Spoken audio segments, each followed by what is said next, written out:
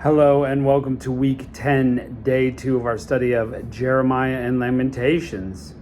And we've had all sorts of things happening.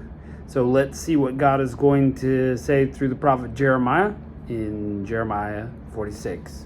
Yahweh's word came to Jeremiah the prophet concerning the nations of Egypt, concerning the army of Pharaoh Necho, king of Egypt, which was by the river Euphrates in Carchemish, which Nebuchadnezzar, king of Babylon, struck in the 4th year of Jehoiakim, the son of Josiah, king of Judah.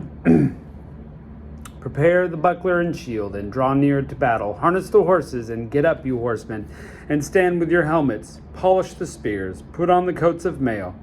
Why have I seen it?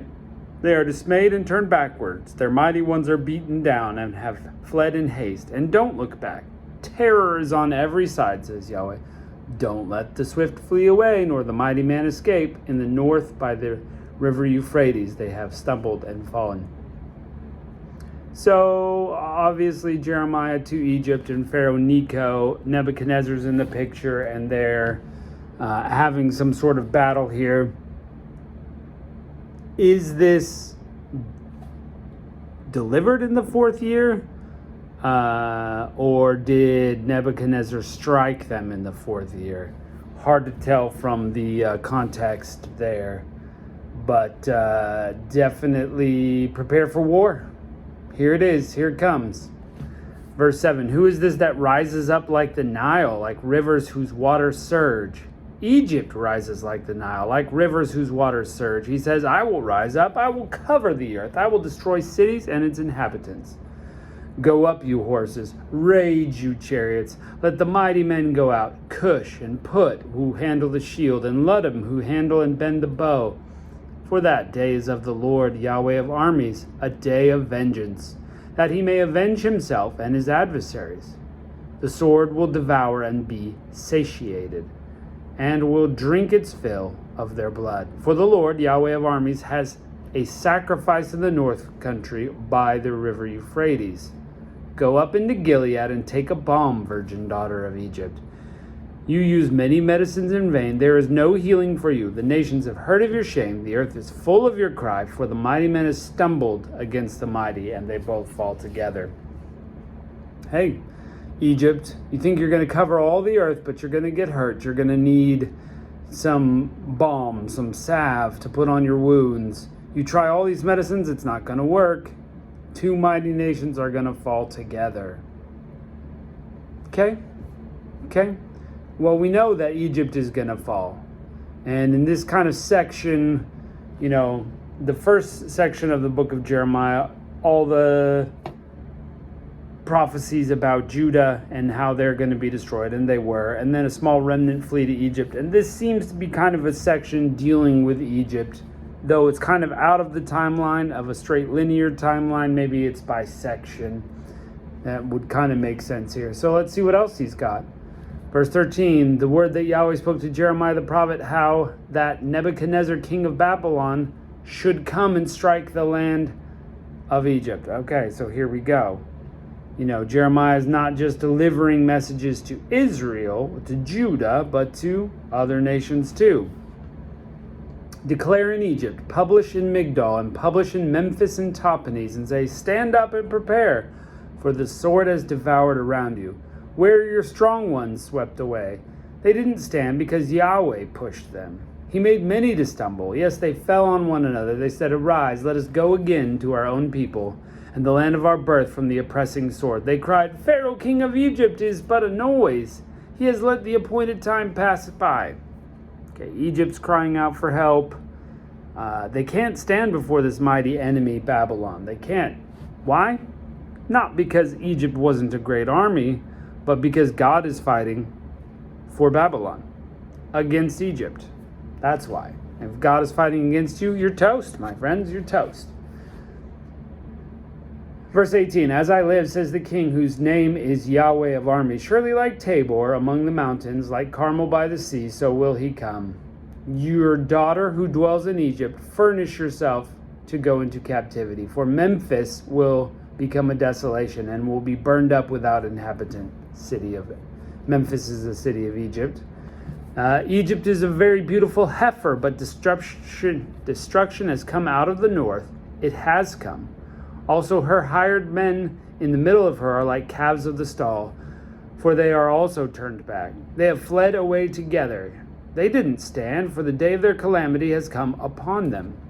Their time of visitation. Its sound will go like a serpent, for they will march with an army, and it will come against her with axes as woodcutters. They will cut down her forests, says Yahweh, though it can't be searched, because they are more than locusts and are innumerable. The daughter of Egypt will be disappointed. She will be delivered into the hand of the people of the north. Now, to be fair, this historically happened. Babylon came down and crushed Egypt. But at the same time, it's drawing up pictures of my mind. I know we haven't gotten there yet, but the book of Daniel, you got the king of the north and the king of the south, and they're fighting each other. And there's a daughter involved. So interesting. Very interesting. Very interesting indeed. It is kind of variations on a theme, maybe. So it was kind of unclear in Daniel who the king of the north is. But from the context of Jeremiah, the king of the north has to be Babylon, because over and over it is Babylon. So will Babylon rise again? The harlot is seated on Babylon. If Babylon rises again, is that, the Antichrist time? Gosh, there's a lot of possibilities there. Something to watch, though. Babylon versus Egypt in the book of Daniel. I think it's chapter 9 or 10, somewhere in there. Verse 25, Yahweh of armies, the God of Israel, says, Behold, I will punish Ammon of No, and Pharaoh, and Egypt, with her gods and her kings, even Pharaoh and those who trust in him. I will deliver them into the hands of those who seek their lives, and into the hand of Nebuchadnezzar, king of Babylon, into the hand of his servants. Afterward it will be inhabited as in days of old, says Yahweh. Pretty straightforward. I'm coming for you, Egypt. I'm going to crush you all with Babylon. It will happen. But don't be afraid, Jacob, my servant. Don't be dismayed, Israel. For behold, I will save you from afar, and your offspring from the land of their captivity. Jacob will return, and will be quiet and at ease, and no one will make him afraid. Don't be afraid, O Jacob, my servant, says Yahweh, for I am with you. For when I make a full end to the nations where I have driven you, but I will not make a full end to you, but I will correct you in measure, and will in no way leave you unpunished. Okay, so we're ending with hope here. Boom, boom, boom, Babylon the strong, even Egypt is going down, all the people are going off. But listen, after they've done all that, I'm going to destroy all these nations. I'm going to destroy Egypt, I'm going to destroy Babylon, all these strong nations that seem like who can stand against them. But Israel, you're going to make it through it. I'm going to bring you through it. There will not be a complete destruction of Israel. I will always bring my remnant, and I will bring them back. That's hope. That's hope to people who are just looking at the circumstances around them and wondering, what in the world? What in the world? So this section makes sense. It's like this end of Jeremiah is the Egyptian section. So, well, very interesting. What does it mean for us? God is going to make his plan, and he's gonna bring it to fruition despite what nations are involved. Nations who don't even serve him are tools in God's hand. You can't stop it.